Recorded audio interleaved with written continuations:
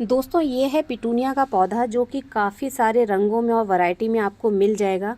और अगर आप कोई ऐसा प्लांट ढूंढ रहे हैं जो कि बहुत ही खूबसूरत हो और कम मेंटेनेंस वाला हो तो आप पिटूनिया को ज़रूर एक बार लगाइए।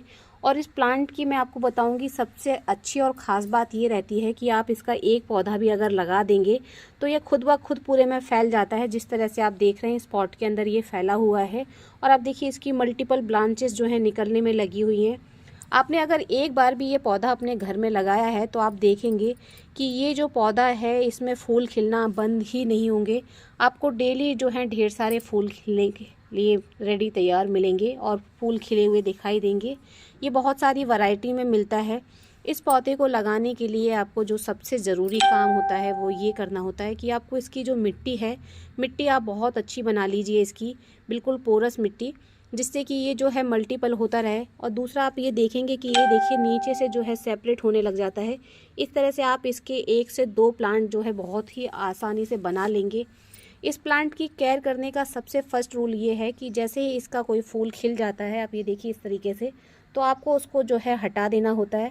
आप जैसे ही इस फूल को हटा देंगे तो जो दूसरा फूल है वो खिलने के लिए उसको जगह मिल जाएगी और वो तैयार हो जाएगा। तो आपको डेली देखना है कि जो फूल आपका खिल चुका है उसको आप निकाल दीजिए कुछ इस तरीके से।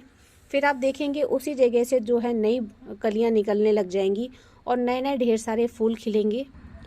इस फूल के लिए ज़्यादा बड़े कंटेनर की ज़रूरत नहीं है। आप बिल्कुल छोटे से छोटे पॉट में भी इस फूल को जो है आसानी से लगा सकते हैं। इसके पत्ते जो होते हैं एकदम वेलवेटी होते हैं, सॉफ्ट सॉफ्ट, और इसके जो फूल होते हैं 2 से 3 दिन तक इजीली खिले रहते हैं। इससे ज़्यादा इसके फूल नहीं खिलते हैं। धूप से या जल के मुरझा के इसके जो फूल हैं, जैसे आप देख रहे हैं, ये 3 दिन से ये फूल खिल रहा था और अभी आप देखिए ये फूल ख़राब हो गया है। तो इस तरह से जो है इसके फूल ख़राब हो जाते हैं। इस फूल में अगर खाद लगाने की हम बात करें तो सर्दियों में जो खाद हम अपने बाकी के फूल वाले प्लांट में लगाते हैं, जैसे कि सरसों की खली में मैक्सिमम अपने प्लांट में, सब्जी वाले पौधों में और फूल वाले पौधों में लगाती हूँ, तो वही जो खाद है महीने में एक बार मैं इस फूल के अंदर भी डालती हूँ। इससे इस फूल में जो है कलियाँ ढेर सारी बनने लग जाती हैं और ढेर सारे इसमें जो है आपको रोज़ रोज़ फूल खिलने के लिए मिलेंगे। आप इसकी जो ब्रांचेस हैं नीचे से नमी हो जाती है, इस तरह से इकट्ठे हो जाते हैं, तो इसकी नीचे की पत्तियां निकालते रहें। वैसे तो इस प्लांट में अभी तक मैंने किसी भी तरह का कोई रोग नहीं देखा है, लेकिन अगर आपके प्लांट में किसी तरह का कोई रोग हो रहा है तो आप नीम ऑयल का स्प्रे कर सकते हैं, जिससे कि आपके प्लांट में किसी भी तरह का कोई रोग नहीं होगा। इसके अलावा अगर आपके प्लांट में जो है कलियां कम बन रही हैं तो जो खाद मैं आपको बता रही हूँ सरसों की खली वाली, आप उसको ज़रूर डालिए। उसके अलावा जो है आप किसी भी खट्टे स्प्रे का इस्तेमाल कीजिए, जैसे कि आप चाहें तो इसके अंदर जो हमारा दही होता है उसका स्प्रे बना के इसके ऊपर यूज़ कर सकते हैं, या फिर नींबू का स्प्रे कर सकते हैं। अगर आपने अपने घर में खट्टा बायो एंजाइम बनाया हुआ है तो आप उसका अभी स्प्रे कीजिए। जब आप इन चीज़ों का स्प्रे करेंगे तो आप देखेंगे कि आपके पौधे में अगर कलियां कम बन रही थीं और फूल कम खिल रहे थे तो ढेर सारे फूल आपके प्लांट में खिलने लग जाएंगे।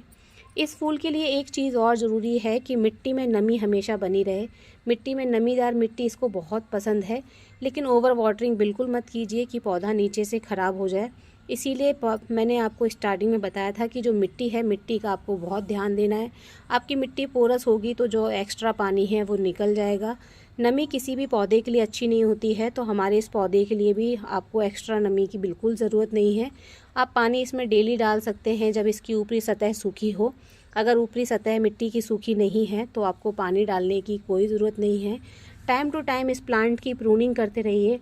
जितनी प्रूनिंग करेंगे उतनी ज़्यादा मल्टीपल ब्रांचेस निकल कर आएंगी। जिस तरह से आप देख रहे हैं मेरे प्लांट में, तो इसमें जितनी ज़्यादा ब्रांचेस निकल कर आएंगी उतनी ही ज़्यादा कलियाँ खिलेंगी और उतने ही ज़्यादा आपको अपने प्लांट में जो है फूल देखने के लिए मिलेंगे। तो इस तरह की छोटी छोटी बातों का ध्यान रखकर आप इस खूबसूरत पौधे को अपने घर में लगा सकते हैं। जितना बड़ा पॉट होगा उतना बड़ा पॉट इसके लिए सफिशिएंट है। अगर छोटा पॉट होगा तो छोटा पॉट भी अच्छा है, क्योंकि ये पौधा अगर आपने एक बार लगाया है तो ये पूरा का पूरा जो पॉट आपने इसको दिया है उस पूरे पॉट में ये फैल जाएगा अपनी मल्टीपल ब्रांचेस, और मल्टीपल नीचे से जो है ये पौधा होता रहता है, जिससे ये बहुत ही आसानी से घना हो जाता है। आप देखिए ये एक पौधा है जो ये पूरा एक है, तो अभी आप देखिए ये 2 पार्ट में डिवाइड हो गया है और अभी आप देखिए ये यहाँ से भी मल्टीपल होने में लगा हुआ है। तो ये एक बिल्कुल झाड़ी के जैसे जो घना हो जाता है उस तरह से ये फैलने लग जाता है, जिससे आपको बहुत सारे और ढेरों सारी क्वांटिटी में फूल मिलेंगे। फिर उसके बाद आप चाहें तो आप इसको कटिंग के ज़रिए भी लगा सकते हैं। ये कटिंग से भी बहुत ही आसानी से लग जाता है। नहीं तो ये जो है नीचे से खुद ही अपने आप को मल्टीपल करता है, तो आप यहाँ नीचे से इसको निकाल कर लगा देंगे तो भी ये लग जाएगा। इस तरह से आप सर्दियों के इस खूबसूरत पौधे को अपने घर में लगा सकते हैं। और ढेर सारी वैरायटी में, जैसा कि मैंने आपको बताया, यह मिलता है।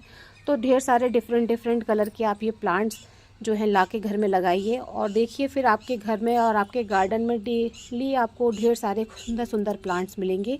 एक बार इस पौधे को ज़रूर लगाइए। हैप्पी गार्डनिंग फ्रेंड्स, धन्यवाद।